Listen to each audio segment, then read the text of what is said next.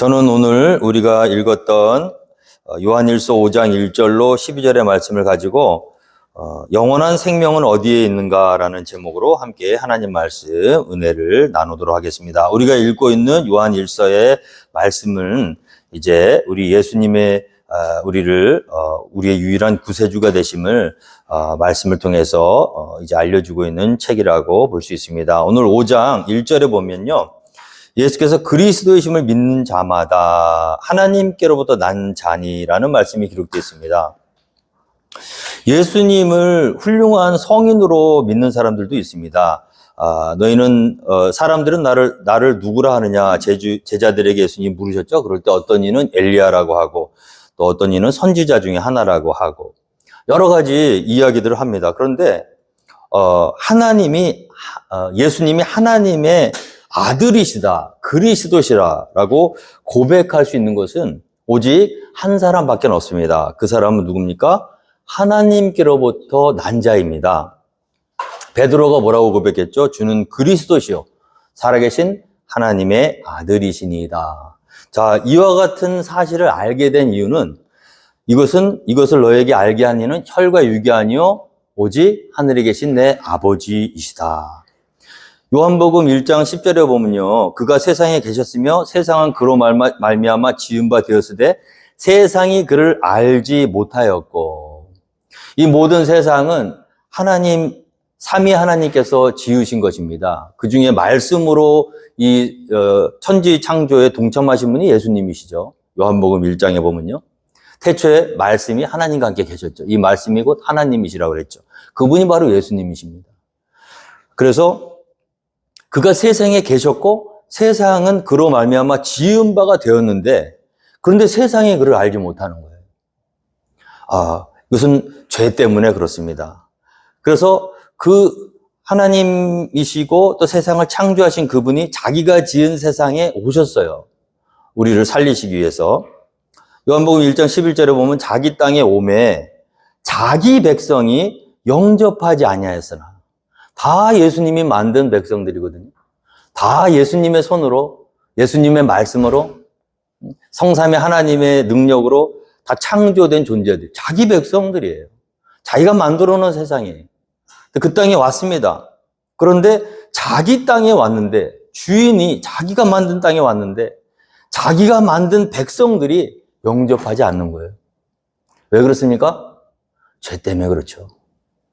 우리는 예수님으로부터 창조되었고 하나님으로부터 지음받았지만 그 하나님이 친히 말씀이 돼서 육신이 되어 이 땅에 오셨는데도 불구하고 우리는 그를 환영하지 않습니다. 영접하지 않습니다.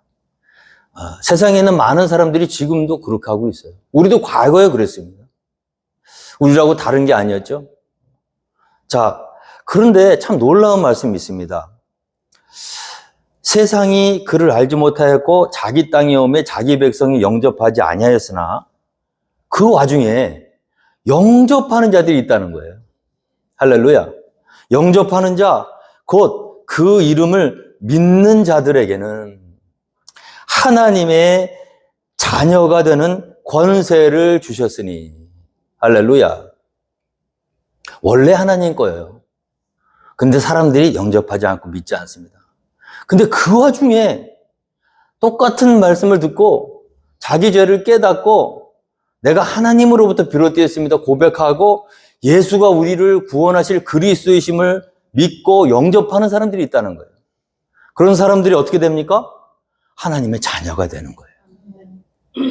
원래 하나님의 자녀였는데 죄로 인해서 그 하나님과의 관계가 막혀있던 우리를 살리기 위해서 그 예수님이 다시 오셔서 그 복음을 들려주셨을 때 세상에는 많은 사람들이 복음을 똑같이 듣거든요. 근데 어떤 사람들은 거부해요.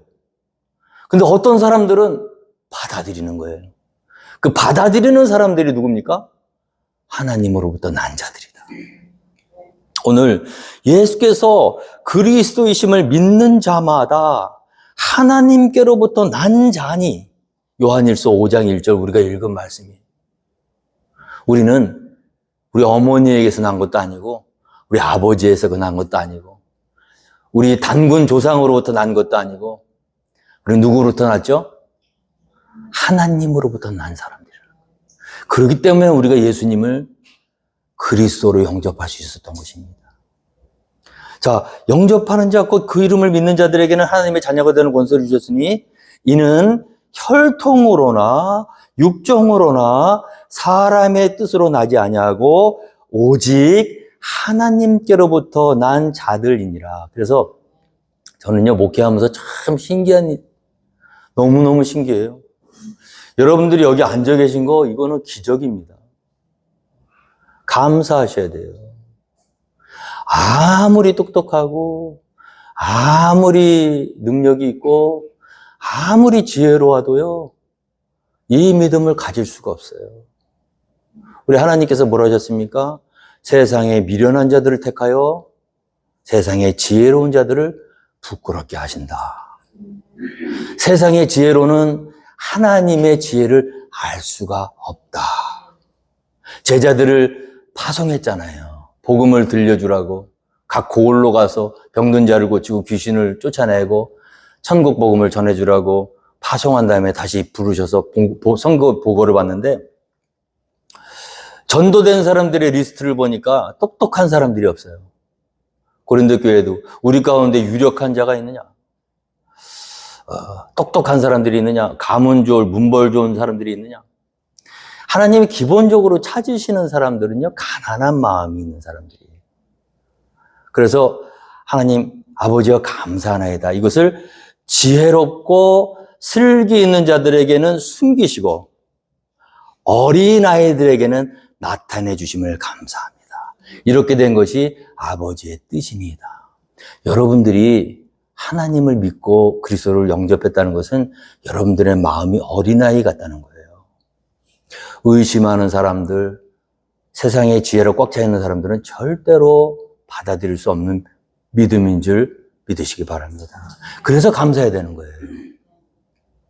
힘으로도 안 되고 능으로 안 되는 거예요. 고생하고 노력해도 이 믿음을 가질 수가 없는 거예요. 근데 우리는 받았잖아요. 누구 덕분에? 하나님이 우리를 낳아주셨잖아요. 하나님께로부터 낳은 자기 때문에 예수를 그리스도로 믿을 수 있는 거예요. 오늘 말씀에 예수께서 그리스도의 심을 믿는 자마다 하나님께로부터 난 자니, 하나님이 나셨다니까요. 여러분, 부모님이 나신 게 아니에요. 하나님께서 혈통으로나 육정으로나 사람의 뜻으로 나지 아니하고 오직 하나님께로부터 난 자들만이 예수님을 그리스도로 영접할 수 있고, 그리고 하나님의 자녀가 될 수 있다는 거예요. 태어날 때 부모님을 선택할 수 있는 사람이 있나요? 야곱이 있었고 에서가 있었어요. 태어나기도 전에 한 배에서 어머니 배에 있었어요. 거기서 선택당하는 거예요. 내가 에서는 미워하였고 야곱은 사랑하였노라. 그들이 아직 무슨 세상에 나와서 죄를 짓기도 전에, 무슨 일을 행하기도 전에 이미 하나님으로부터 난 자들이 복중에, 태초에, 만세 전에 하나님으로부터 난 자들이 있다는 거예요. 그게 바로 여러분들입니다. 저와 여러분들이. 얼마나 감사해요. 오늘 이 아침에 우리가 다른 거 다 그만두고라도 이 자리에 여기 나와서 살아계신 하나님, 전능하신 하나님, 천지를 창조하시고 모든 우주 만물을 지으신 그 아버지 하나님께 감사해야 될 이유, 그건 뭐죠? 우리를 낳아주셨다는 것. 복음으로 낳아주셨다는 것. 자, 낳으신 이를 사랑하는 자마다 그에게서 난 자를 사랑하느니라. 아버지와 예수님은 별개의 분이 아니십니다. 한 분이세요. 나는 아버지는 사랑하는데 아들은 안 사랑해. 아들은 사랑하는데 아버지는 안 사랑해. 그럴 수가 없다는 거죠. 오늘 말씀에 쭉 보면 하나님을 사랑하는 자는 하나님의 난 자도 사랑하게 돼 있는 거죠. 우리가 하나님을 사랑하고 그의 계명들을 지킬 때에 이로써 우리가 하나님의 자녀를 사랑하는 줄을 아느니라 그래요. 자, 하나님으로부터 태어난 사람들은 하나님을 사랑하게끔 되어 있습니다. 그런데 이 하나님을 사랑하는 사랑은 우리가 입술로 사랑한다고 해서 증명이 되는 게 아니에요. 우리가 정말 하나님으로부터 난 자들인가를 증명하기 위해서는 방법 하나밖에 없습니다. 뭐죠? 오늘 2절 말씀에 우리가 하나님을 사랑하고 그의 계명들을 지킬 때, 사랑이라는 거는요, 감정이 아니죠. 계명입니다. 내가 하나님으로부터 난 자다 그러면 나는 하나님을 사랑해야 되는데 하나님을 감정적으로 사랑하는 게 아니라 하나님이 명령하신 명령을 지킴으로써 우리가 하나님을 사랑한다는 것을 증명할 수 있는 거예요. 그래서 우리는 하나님께로 난 자이십니까, 여러분 모두? 그렇다면 여러분은 하나님의 계명을 지키셔야 돼요. 자, 우리가 하나님을 사랑하고 그의 계명들을 지킬 때에야 이로써 우리가 하나님의 자녀를 사랑하는 줄 아느니라. 하나님을 사랑하는 것은 이것이니 우리가 그의 계명들을 지키는 것이라. 그의 계명들은 무거운 것이 아니로다. 그 계명은 무엇일까요? 내가 너희를 사랑한 것처럼 너희도 서로 사랑하라는 그 계명이에요. 근데 이 계명이 무거운 것이 아니라고 그래요. 그렇습니까? 이 세상에서 가장 힘든 것이 남을 사랑하는 겁니다. 자, 하나님을 사랑하는 것은 이것이니 그의 계명을 지키는 구약의 율법을 보면요. 구약의 율법은 가볍지가 않아요. 무겁습니다. 왜 그렇습니까? 자, 율법이 금지하고 있는 모든 것들은 기본적으로 우리가 원하는 것들이에요. 그 원하는 것은 욕심과 육신적 쾌락과 타락의 본성이 이끄는 대로 살아가는 삶이에요. 그런데 내 마음대로 하고 싶고 내 탐욕이 이끄는 대로 내가 살고 싶은 대로 살지 못하도록 율법이라는 법을 통해서 묶어놓았기 때문에 누구든지 율법을 지키기 위해서는 엄청난 대가가 필요한 거예요.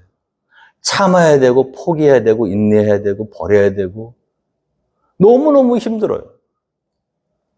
그래서 율법을 지킨다는 것이 쉽지가 않습니다. 그런데 오늘 하나님의 말씀은 어떻게 기록되고 있습니까? 그의 계명들을 지키는 것은 무거운 것이 아니라 그랬죠. 율법을 지키려고 하면 굉장히 무겁습니다. 그런데 어떻게 이런 말씀이 가능하죠? 이것은 단 한 가지밖에 없습니다. 그것은 우리가 우리의 육신적인 능력으로 우리의 타락된 본성으로 하나님의 계명을 지키려고 하면 힘들지만 그래서 하나님께서 우리에게 주신 게 있죠. 무엇이죠? 성령 하나님. 예수 그리스도가 율법의 완성으로 오신 거잖아요. 자, 우리는 하나님을 사랑하면 율법이 다 지켜지게 돼 있어요. 그래서 사랑은 율법의 완성이라고 그랬죠.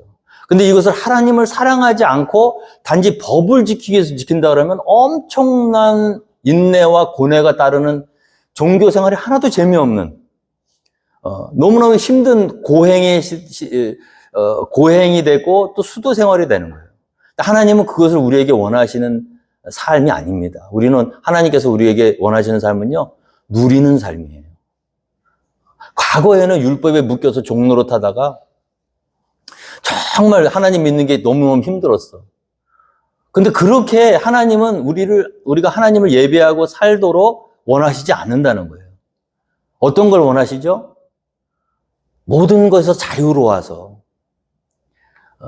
정말 길가에 떨어지는 낙엽 하나 보면서도 기뻐할 수 있고, 할렐루야.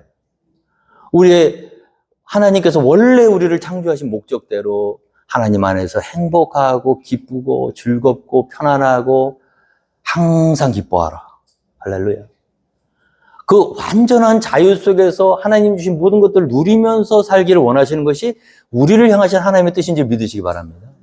근데 율법이라는 것에 묻혀있으면 그렇게 될 수가 없다는 거예요. 그걸 해보려고 했는데 할수록 어때요? 재미가 없는 거예요. 힘든 거예요. 종교 생활이 그래서 정말 생명력을 점점 잃어가는 거예요. 예배는 잘 드리고 모든 종교 생활은 잘해요. 근데 기쁨이 없어요. 그건 우리 힘으로 하기 때문에 그렇습니다. 사랑을 하라고 그랬더니 이를 악물고 사랑을 하는 한계는 있죠. 노력하는 거는 좋습니다. 그런데 더 좋은 방법을 주셨어요. 수고하고 무거운 짐진 자들아 다 내게로 오라. 내가 너희를 쉬게 하리라.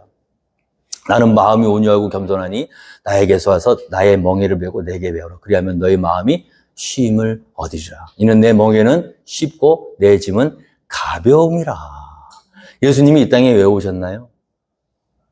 가뜩이나 무거워 죽겠는데 그 구약의 그 율법을 떠안고 허덕거리면서 정말 하나님께로는 가고는 싶은데 육신은 원이로되 뭐죠? 마음은 온유로되 육신이 약해서 늘 실패하고 좌절했던 그 구약 시대에 그 하나님을 사랑했지만 가까이 갈 수 없었던 그 한계가 있는 우리가 불쌍해서 예수님이 왜 오셨어요?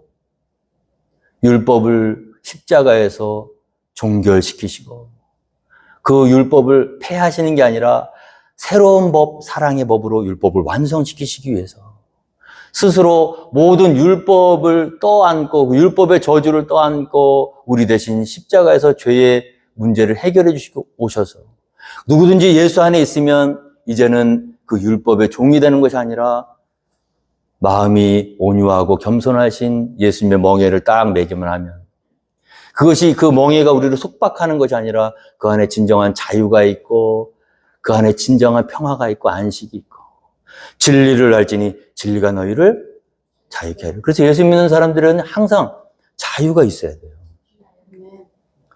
이 자유가 내 마음으로부터 있어야 되는 겁니다. 이것이 예수님과 함께 합해질 때 우리가 예수 믿는 보람이 거기서 나오는 거예요. 그럼 이 자유는 어떻게 오는가? 무거운 것이 아니죠. 자, 그 예수님을 이제 우리 마음속에 받아들이고 오늘 4절에 보면 무릇 하나님께로부터 난 자마다 세상을 이기느니라. 세상을 이기는 승리는 이것이니 우리의 믿음이니라. 세상은요 강합니다. 세상을 이기려고 사람들은 더 큰 힘을 만들려고 그래요. 그게 인류의 역사예요. 지금도 그러고 있어요. 그런데 그런다고 해서 내가 더 큰 힘을 갖는다고 해서 세상을 이길 수 있는 게 아니라는 게 증명이 됐습니다.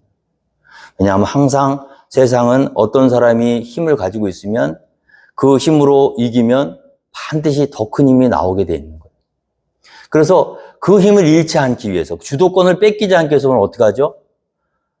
계속해서 힘을 길러가는 그런 방법밖에 없는 거예요. 그것은 왜 그렇습니까? 이 세상의 영이 하나님으로부터 온 영이 아니기 때문에 그래요. 그래서 세상을 이긴다 할 때 이기는 것은 힘으로 이기는 게 아니에요, 여러분. 예수님이 세상을 힘으로 이기셨나요? 악으로 갚지 말고 선으로 악을 이겨라. 세상은 언제 굴복당하느냐?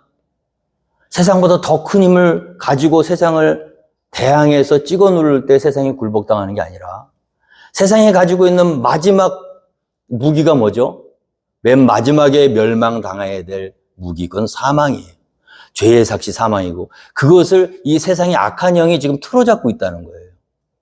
그래서 모든 사람들은 그 죽음의 권세 앞에 꼼짝없이 당할 수밖에 없는 거예요. 마지막 카드는 항상 죽음입니다. 세상이 꺼내는 마지막 카드는 사망이에요. 그 사망 권세를 이길 수 있는 것은 우리의 몸을 예수 그리스도와 함께 십자가에 못 박는 것인지 믿으시기 바랍니다. 죽이려면 죽여라. 살려고 하는 자는 죽을 것이요 죽으려고 하는 자는 살 것이다. 세상이 왜 두렵습니까? 죽기 싫어서 두려운 거예요. 그런데 나는 세상에 미련이 없어. 왜 미련이 없어요? 나는 이 세상이 다가 아님을 알고 있기 때문에. 자, 그렇다면 세상에서 너 죽여버릴 거야 했을 때 나는 죽어도 좋아. 톱으로 켜도 좋아. 뜨거운 기름솥에 들어가도 좋아. 히브리서 11장에 나오는 믿음의 고백이잖아요. 왜 그런 고백이 나올 수 있죠? 우리는 이 세상이 다가 아님을 알고 있기 때문에. 왜요? 하나님께로부터 난 자들이기 때문에. 하나님께서 멀리서 보고 환영할 수 있는 천국을 우리에게 우리 마음 가운데 심어주셨기 때문에. 자, 그래서 세상을 이긴다 했을 때 세상은 우리의 싸움의 대상이 아닙니다. 힘으로 그들을 압박하고 눌러서 이기라는 게 아니에요. 오늘 예수님이 어떻게 싸우셨습니까? 자기를 죽이는 그 세상 사람들을 향해서 어떻게 했죠? 축복하고 저주하지 않고 오히려 기도해 주셨어요. 그와 같은 방법으로 이기는 거예요. 자, 마귀의 가장 큰 능력은 사망이고 그 전에 모든 사용하는 건 미움과 시기, 질투거든요. 근데 우리 예수 믿는 사람들은, 예수 안에 있는 사람들은 세상을 이겨야 되는데 우리의 능력과 지혜로 이기는 게 아니에요. 그 예수님의 사랑으로 이기는 겁니다. 무릇 하나님께로부터 난 자마다 세상을 이기느니라. 세상을 이기는 승리는 이것이니 우리의 믿음이라. 그 믿음은 무엇이죠? 하나님이 세상을 이처럼 사랑하사. 그 세상은 어떤 세상이죠? 멸망받아야 될 세상이고 저주받아야 될 세상인데 그 세상마저 하나님이 사랑하셨다는 거예요. 그 세상이었던 사람들이 바로 저와 여러분들이에요. 지금도 하나님은 똑같은 마음으로 저 세상을 향해서 하나님의 사랑이 전파되길 원하시는 거예요. 그리고 어떻게 세상을 굴복시키고 어떻게 세상을 이기게 하시길 원하시냐? 예수님이 하셨던 것처럼 그대로 세상을 저주하고 세상과 대항하고 싸워서 그들을 힘으로 압박하고 찍어 눌러서 이기는 것이 아니라 예수님이 우리에게 그러셨던 것처럼 악을 악으로 갚지 말고 악에게 치지 말고 선으로 악을 이기는 십자가의 능력으로 세상을 이겨라. 뭡니까? 그게 사랑이에요. 그래서 예수 그리스도가 유일한 소망이 되시는 겁니다. 그리고 예수님 안에 있는 저와 여러분들이 세상의 소망이 되는 거예요. 빛과 소금이 될 수밖에 없는 게 바로 여기에 있는 능력이라는 거예요. 우리는 세상을 무엇으로 이겨야 됩니까? 사랑으로 이겨야 될 줄로 믿습니다. 야, 그렇다면 우리가 세상을 사랑으로 이겼다는 것을 어떻게 증명합니까? 다른 여러 가지 말씀드리는데 요한일서 4장 18절에 보면 이런 말씀이 있습니다. 사랑 안에 두려움이 없고 온전한 사랑이 두려움을 내쫓나니 두려움에는 형벌이 있음이라. 두려워하는 자는 사랑 안에서 온전히 이루지 못하였느니라. 내가 정말 예수 안에 있는가? 내가 정말 세상을 이긴 예수님의 믿음 안에 있는가? 내가 정말 예수님의 사랑 가운데 있는가를 우리가 어떻게 할 수 있냐면 두려움이 있는가 없는가를 보시면 알아요. 이 두려움은 세상을 향한 두려움입니다. 사람이 두려우십니까? 왜 두렵죠? 사람이 두려운 이유는 하나밖에 없어요. 그거는 사랑하지 않기 때문이에요. 내가 내 것을 지키고 싶은 욕심은 항상 사람들 두렵게 합니다. 온전한 사랑 안에는 두려움이 없고 온전한 사랑의 두려움을 내쫓습니다. 저는 인간관계 속에서 어떤 사람을 만나기가 거북할 때가 있어요. 근데 그때는 제가 내 자신이 이 말씀을 돌아봅니다. 내가 지금 두려워하고 있다? 그 말은 뭐죠? 내가 그 사람을 온전하게 사랑하고 있지 않다는 거예요. 그 사람으로 인해서 받아야 되는 상처가 두려운 거예요. 그 사람을 만남으로 해서 내가 겪어야 될 아픔이 두려운 거예요. 피하게 되죠. 멀리하게 되죠. 우리 예수님은 어떠셨죠? 피하시지 않으셨죠. 온전한 사랑이란 그런 사랑이에요. 사랑 안에는 두려움이 없고 온전한 사랑이 두려움을 내어쫓나니 두려움에는 형벌이 있습니다. 이 두려움이라는 감정은 우리가 하나님의 법을 떠나서 죄의 나락으로 떨어질 때부터 생긴 거예요. 아담이 동산에서 하나님과 함께 좋은 관계를 맺다가 선악과를 먹고 하나님 부르셨을 때 어떻게 했죠? 내가 두려워 숨었나이다. 두려움은 죄로 인한 겁니다. 그런데 그 죄가 해결되었잖아요. 누구 때문에? 예수님 때문에. 그 온전한 사랑. 그래서 그 온전한 사랑 안에 거하는 사람은 두려움이 있을 수가 없는 거죠. 그렇다면 그 반대로 이야기하면 내가 누군가를 두려워하고 아직도 두려움 속에 산다. 그것은 무엇입니까? 내가 온전한 하나님의 사랑 가운데 거하지 않는다는 거예요. 우리는 누가 와도 두려워해서는 안 됩니다. 사람을 두려워하시면 안 돼요. 사람은 사랑하셔야 돼요.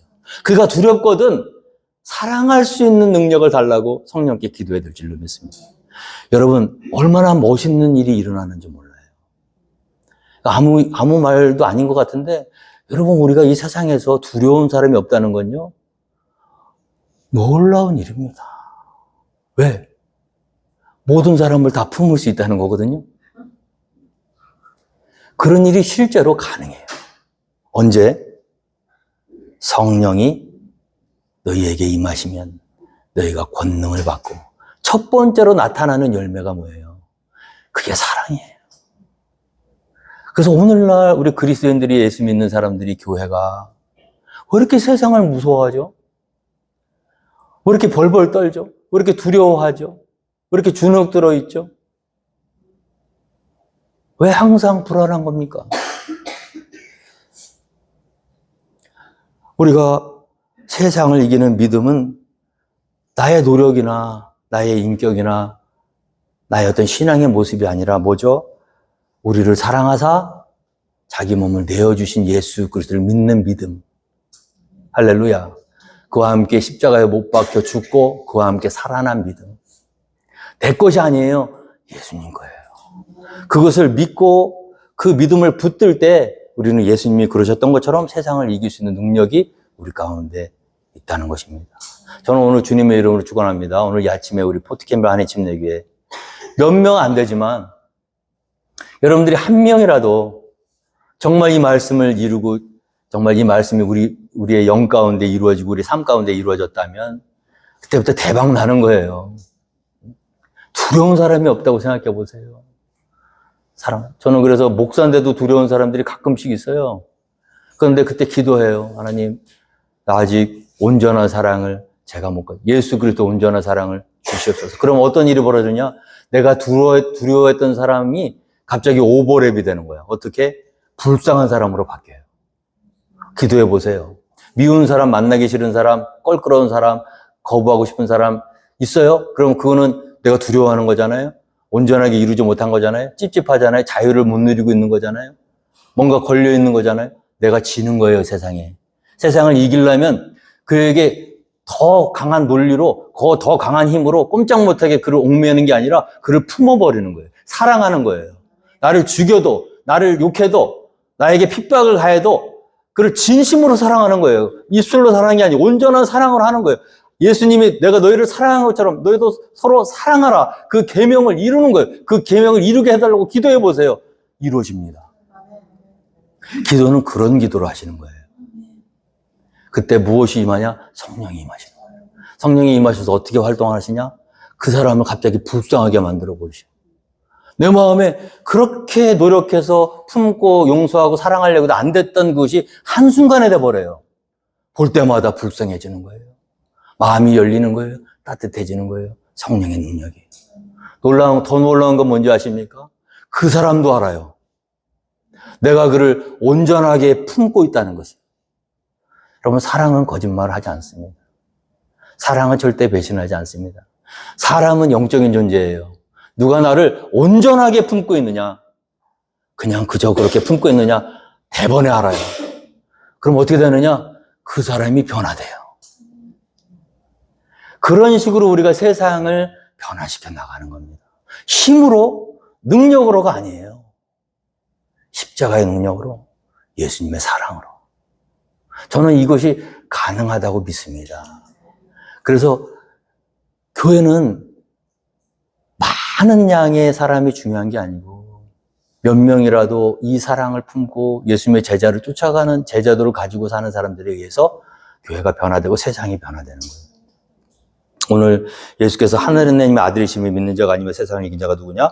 물과 피로 임하신 이시니 곧 예수 그리스도시라. 물로만 아니요 물과 피로 임하셨고 증언하는 이는 성령이시니 성령은 진리니라. 증언하는 이가 셋이니 성령과 물과 피라. 또한 이 셋은 합하여 하나이니라. 이 말씀은 다른 말씀이 아니라 우리 예수님이 실제로 우리 가운데 와 계셨다는 것을 체험하라는 말씀입니다. 그러니까 예수님이 사랑하신다는 것을 그냥 관념적으로 추상적으로만 아는 게 아니라 내 삶에서 그게 증명이 돼야 되고 체험이 돼야 되는 거거든요. 말씀이 육신이 되어 우리 가운데 거하시며 우리가 그의 영광을 보니 아버지의 독생자의 영광이요 은혜와 진리가 충만하더라. 자, 그런데 이것이 어떻게 우리의 신앙생활에서 어떻게 접목이 돼야 되냐면요. 히브리서 4장 15절에 그 답이 있습니다. 우리에게 있는 대제사장은 우리의 연약함을 동정하지 못하실 리가 아니요 모든 일에 우리와 똑같이 시험을 받으시니로되 죄는 없으시니라. 여러분, 힘들고 어려울 때가 있으시죠? 괴로울 때가 있으시죠? 그때 이 예수님을 만나셔야 돼요. 어떤 예수님 만나셔야 되죠? 우리의 연약함을 동정하지 못하시는 이가 아니라 모든 일에 우리와 똑같이 시험을 받고 오히려 우리보다 더 큰 시험을 받으셨죠. 모든 간고와 질고를 몸이 아프신 분이 있습니까? 우리가 몸을 아파서 받는 고난이 질고예요. 질병으로 인한 고난. 가난해서 힘든 분 있습니까? 그게 간고예요. 인간관계가 어렵고 여러 가지 어려운 고난이 우리 가운데 있을 때 왜 나만 이렇지? 왜 나만 이렇게 힘들지? 하고 그런 생각이 있을 때 그때 이사야서에 나오는 아무 고운 모양도 없고 풍채도 없고 모든 질고와 간고를 겪으시며 이 땅에 오신 예수 그리스도. 할렐루야. 그분이 지금 내가 겪고 있는 고통보다 더 큰 고통으로 나와 함께 하신다는 게 느껴질 때 그때 비로소 예수님이 나에게 가까이 느껴지는 거예요. 이것을 우리가 맨날 머리로만 생각할 것이 아니라 이것이 우리의 삶 속에서 느껴질 때 우리는 그것을 받아들이게 된다는 거죠. 여러분, 이 시간 여러분들 가운데 다 크고 작은 문제들이 다 있을 줄 믿습니다. 그런데 한 가지만 기억하세요. 우리 주님은 여러분들이 겪고 있는 그 고통 플러스 그거보다 더 아픈 고통으로 누구와 함께 계시죠? 여러분과 함께 계시는 거예요. 그게 믿어질 때 이게 그냥 단순히 저 하늘에만 계시고 그냥 그 관념적으로 계신 분이 아니라 정말 나를 사랑하사 나와 함께 고통을 하시기 위해서 이 물로 된 육신으로 이 땅에 오셔서 나와 똑같은 고통, 우리보다 더 아픈 시험을 받으시고 지금도 말할 수 없는 탄식으로 우리 가운데서 함께 고통을 나누고 계신 그 예수님이 느껴질 때 우리가 위로를 받게 된다는 거죠. 믿어지십니까, 여러분? 그럼 힘들고 어려울 때는 이 예수님을 꼭 붙드세요. 주님, 나 정말 너무 힘들어요. 근데 주님 지금 나보다 더 힘드시죠? 그리고 나를 언제까지나 안 떠나시고 여기에 함께 옆에 계시죠? 너무 감사합니다. 이것이 우리 마음 가운데 증명이 될 때 우리가 힘을 얻게 되는 거예요. 고난 가운데서 우리가 어떻게 힘을 얻죠? 이것을 성령께서 알려주신다는 거야. 너 혼자가 아니야. 힘내. 성령이 친히 우리의 영과 더불어 우리가 하나님의 자녀인 것을 증언하시나니. 할렐루야. 이 성령과 물과 피 이것을 예수님은 그냥 하나님의 사랑은 그냥 이렇게 립서비스 사랑이 아니에요. 실제로 본인이 희생을 치른 사랑입니다. 그리고 지금도 치르고 계시고. 그게 우리 주님이 우리에게 보내주신 사랑이에요. 그리고 우리가 해야 되는 사랑이고 누군가를 여러분 사랑하실 때는 반드시 희생이 필요해요. 희생을 해야 그 사랑은 진짜 사랑이에요. 예수님이 그러셨다는 거예요. 우리 유명한 덴마크의 철학자, 신학자인 키르케고르는 성육신하신 사건 자체를 모순의 신앙이라고 고백합니다. 이건 있을 수 없는 일이라는 거죠. 그런 일은 벌어질 수가 없는 일. 그런데 그 일이 벌어졌어요. 왜 벌어졌죠? 사랑하시기 때문에. 그래서 그거를 받아들이기가 어렵습니다, 인간은. 받아들이는 그걸 이해하려고 하면 안 돼요. 그 사랑은 머리로 이해가 되고 납득되는 사랑이 아니에요. 생각할수록 납득이 안 되는 거예요. 생각할수록 이해가 안 되는 거예요. 그런데 현실이에요. 그랬을 때 우리가 받아들일 수 있는 방법 하나밖에 없어요. 그게 뭐냐면 은혜예요. 어떻게 이러실 수가 있지? 믿음 생활 하면 할수록 계속 믿음 생활을 할수록 이게 커지는 거예요. 또 어떻게 이럴 수가 있지? 왜냐하면 주님이 나한테 가까이 올수록 나는 더 밝아져야 되는데 더 어두워져요. 왜 그렇죠? 주님은 참 빛이잖아요. 참 빛이 어둠 가운데 비치면 점점 더 이 어둠이 드러나는 거예요. 빛은 캄캄한 어둠일 때 강한 빛으로 드러나는 겁니다. 그래서 사도 바울이 고백하잖아요. 나는 죄인 중에 괴수다. 믿음이 자라면 내가 점점 좋은 사람이 되는 게 점점 더 나락으로 떨어지는 사람이에요. 그런데 그 나락으로 떨어지는 그 사람일 때 그때도 주님은 나와 함께 계신다. 그게 은혜가 아니고 뭐겠습니까? 그래서 하나님의 아들을 믿는 자는 자기 안에 증거가 있고 하나님을 믿지 아니하는 자는 하나님을 거짓말하는 자로 만들하니 이는 하나님께서 그 아들에 대하여 증언하신 증거를 믿지 아니하였습니다. 또 증거는 이것이니 하나님이 우리에게 영생을 주신 것과 이 생명이 그의 아들 안에 있는 그것이니라. 아들이 있는 자에게는 생명이 있고 하나님의 아들이 없는 자에게는 생명이 없느니라. 자, 오늘 말씀 마치겠습니다. 우리 하나님께서 우리를 사랑하십니다.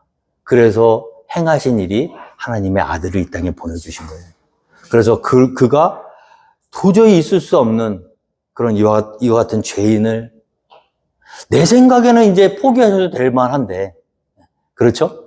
우리 양심의 손을 얹고 한번 생각해 봅시다. 이제 버리셔도 뭐라고 컴플레인 못 하잖아요, 우리. 그런데 어떻게 이렇게 끊임없는 놀라우신 은혜로, 영원한 은혜로, 오늘 7번 죄를 짓고 70번씩 7번 죄를 져도 영원히 우리를 용서하시는 그 사랑이 우리 가운데 있을까? 생각해 보면서 놀라울 수밖에 없죠. 자, 그런데 여기서 계속해서 우리는 이 자기 자신에 대해서 실망하게 돼 있는 거예요. 믿음 생활하면. 그런데 그때 의심이 들게 만드는 거예요. 여러 가지 이유로. 근데 그 의심을 가장 많이 주는 의심이 뭡니까? 그게 마귀로부터 나오는 의심이에요. 우리가 잘 못 살고 있는 데 대한 떳떳하지 못함. 그래서 거기에 자꾸 예수님의 사랑과 하나님의 은혜가 아닌 뭔가 이해하고 납득시킬 수 있을 만한 거를 자꾸 대비하려고 그래요. 초대교회부터 그게 있었어요. 지금도 있어요. 여러분들이 마음의 평안을 얻기 위해서 예배에 나오신다? 하나님 앞으로부터 나는 그래도 하나님의 자녀야, 그걸 소속감을 얻기 위해서 교회를 섬기고 이 공동체에 있다? 그건 사실 우리의 어떤 연약한 마음을 다스리기 위한 하나의 방편이지 그것이 진정한 복음은 아니에요. 우리는 그와 같은 것들로 하나님의 자녀가 될 수가 없습니다. 그래서 초대교회부터 마귀는 어떤 방법을 사용하냐면 자꾸 뭘 하라는 거야. 뭔가 something doing. 자, 그거를 하면 뿌듯해져요. 안정감이 생겨요. 예를 들어 기도입니다. 헌금입니다. 예배입니다. 찬양입니다. 선교입니다. 모든 봉사입니다. 그런 것들이 우리의 종교 생활 속에서 내가 그런 것들을 하고 있다는 것으로 말미암아 내가 안정감을 갖는 거예요. 바리새인이 그랬잖아요. 1회에 2번 금식하고 박하와 회양의 11절을 토색 불이 간음하지 않고. 자, 그와 같은 것들이 나를 더욱 단단한 종교인으로 만드는 것처럼 보이는데 사실은 그것은 마귀의 거짓말이라는 거죠. 우리는 그와 같은 방법으로는 절대로 하나님 앞으로 갈 수가 없다는 거예요. 오늘 우리 교회에서 우리가 조심해야 될 것은 무엇입니까? 우리가 하고 있는 모든 종교적 행위들, 하나님 앞에 드리고 이 예배마저도 우리를 위한, 우리 자신을 위한 보험식으로 예배를 해서는 안 된다는 거죠. 우리가 더욱 붙들어야 될 건 무엇이에요?